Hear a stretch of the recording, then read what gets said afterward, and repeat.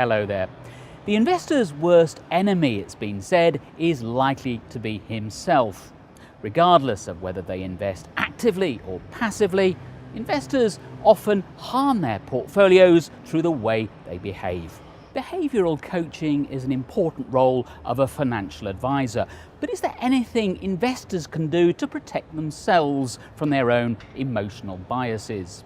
Well, behavioural finance expert Tim Richards says one thing you can do is to write down your reasoning every time you make an investment decision, and every year or so to record the returns you achieve.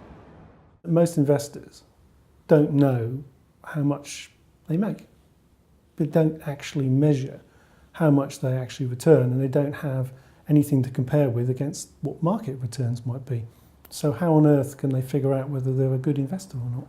Another problem is that people often choose to rewrite their past, usually to protect their emotions. Investors do it all the time.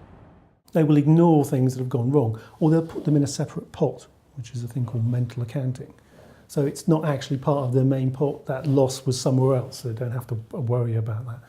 And they suffer from hindsight bias. So hindsight bias is massive. The CIA calls hindsight bias ineradicable. Okay, they spend a lot of time, obviously, with their operatives trying to figure out what's actually happened. If it's not written down at the time, people can't remember. Everything they think they remember is biased by whatever's happened since. Investors often come unstuck during or after a market correction or crash, or when markets are particularly volatile. So, what can you do at times like that to help yourself stay the course? There are no known ways of actually preventing, people being scared of this stuff. Fear, uncertainty, and doubt reigns throughout the markets.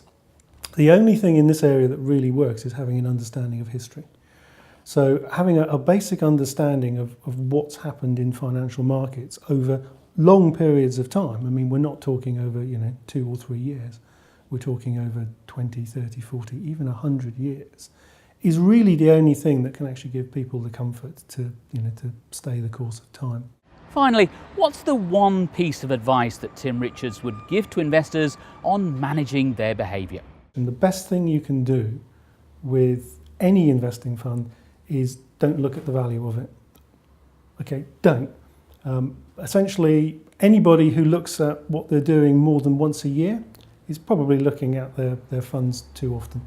That was Tim Richards. If you found his tips helpful, you might want to follow his blog. It's called The Sci-Fi Blog, and you can find it at www.scifitech.com. That's scifitech.com. Thanks for watching. Until next time, goodbye.